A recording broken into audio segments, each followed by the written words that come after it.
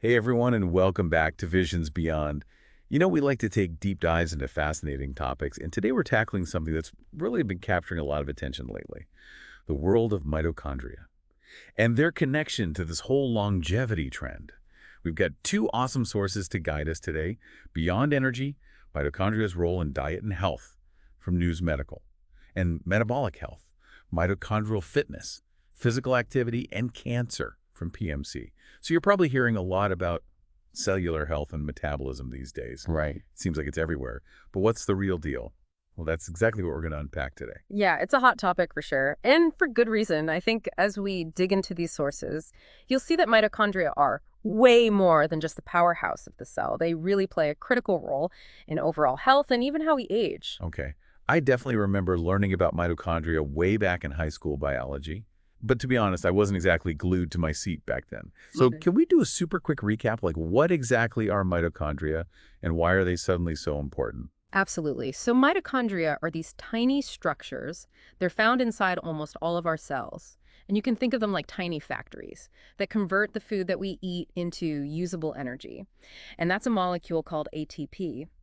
But here's where it gets interesting. They're also involved in regulating calcium, cell death, and even the balance of oxidation within our cells. Wait, so they're like tiny regulators Yeah, keeping our cells in balance? That's way more complex than I ever imagined. exactly. And here's another fascinating detail. The number of mitochondria in a cell can actually vary, depending on the cell's energy needs. So for example, muscle cells. They require a lot of energy. They have significantly more mitochondria than other cell types. Oh, that makes sense. So when we hear about cellular health, are we essentially talking about mitochondrial health? Yeah, you got it. Cellular health and mitochondrial health are definitely intertwined. Hmm? Healthy mitochondria mean happy cells, which translates to a healthy body. But when mitochondria aren't working properly, that's when things can start to go downhill. Okay, this is where it gets really interesting.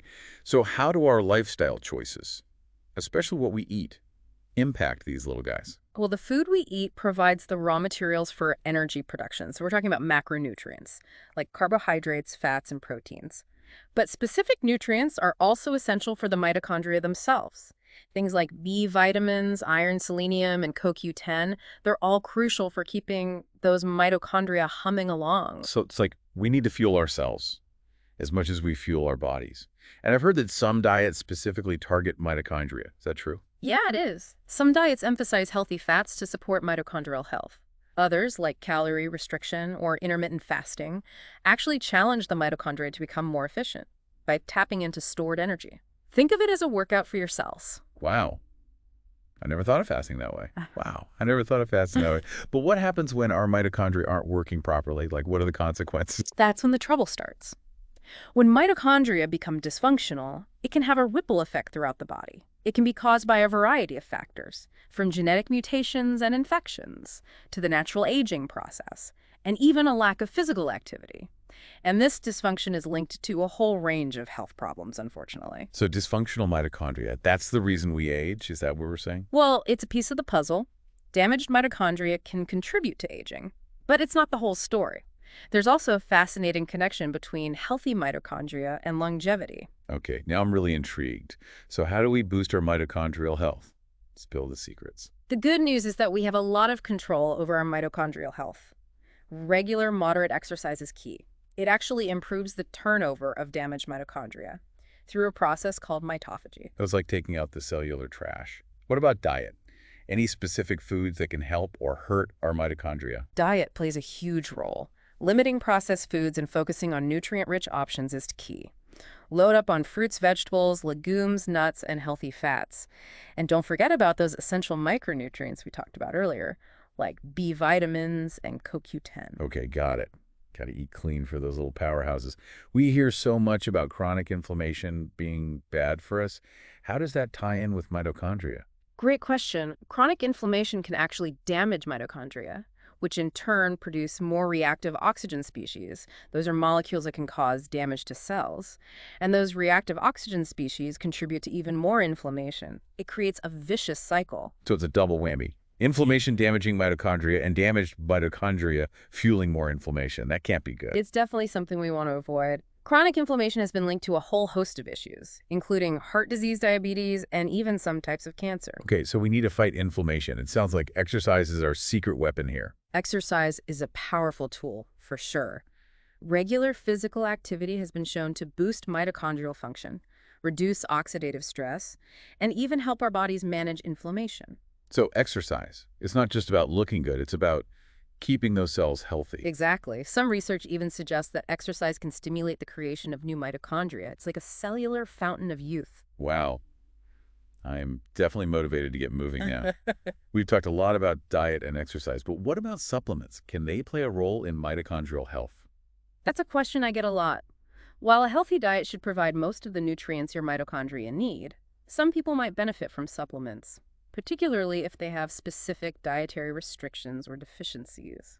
Good to know. It seems like there's still so much to learn about this connection between mitochondria and aging.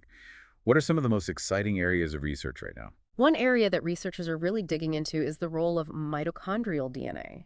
Mitochondria actually have their own DNA, separate from the DNA in our cells' nuclei, and this mitochondrial DNA is more vulnerable to damage from things like oxidative stress. Hold on, mitochondria have their own DNA. Yeah. Mind blown. So why is that a big deal? When that mitochondrial DNA gets damaged, it can lead to all sorts of problems, including accelerated aging and a greater risk of disease. So protecting our mitochondrial DNA is mission critical if we want to age gracefully. Can we do that? That's the million-dollar question. Researchers are exploring different strategies, from lifestyle changes to potential therapies that could directly target and repair mitochondrial DNA damage. It's a really exciting field. This is incredible stuff. It seems like we're on the cusp of some major breakthroughs in understanding how to age healthfully. I agree. The more we learn about mitochondria, the more we realize how central they are to our overall health and well-being.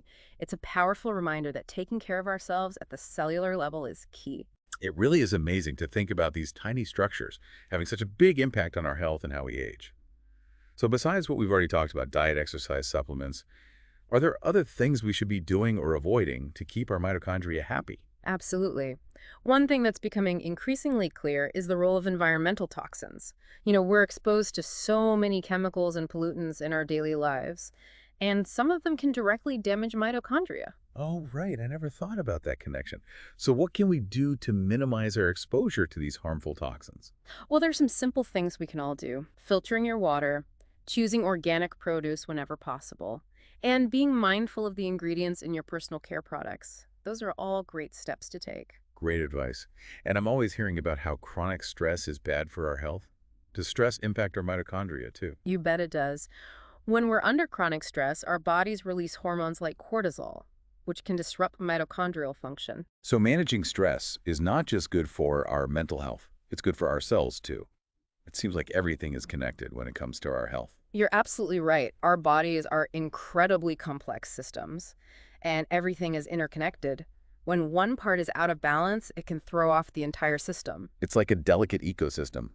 We need to create the right environment for our cells to thrive. This whole conversation has been a real eye-opener. I feel like I've learned so much about mitochondria and their impact on our health and longevity. Me too. And what's really exciting is that we've only scratched the surface. There's so much more to learn about these fascinating structures. It feels like we're on the brink of some major breakthroughs in terms of understanding how to age well. Absolutely. The research is exploding right now. Yeah. And it's really empowering. The more we understand about mitochondria, the more power we have to optimize our own well-being. This has been a truly mind-blowing deep dive. I'm sure our listeners are going to be fascinated by all this information. It's been a pleasure exploring the world of mitochondria with you. And I think it's safe to say that this is just the beginning of a very exciting journey of discovery. Well said. And speaking of journeys, we've reached the end of our deep dive for today. But before we wrap up, is there a final thought you'd like to leave our listeners with? Here's something to ponder. Emerging research suggests that our gut microbiome, the trillions of bacteria that live in our intestines, may actually have a direct impact on mitochondrial function. Wow, that's incredible. So much to explore. So much to learn. It seems like the key takeaway here is to stay curious and keep learning. Exactly. Even the smallest structures within us can hold the keys to a longer, healthier life. Beautifully put. And on that note, we'll wrap things up for today.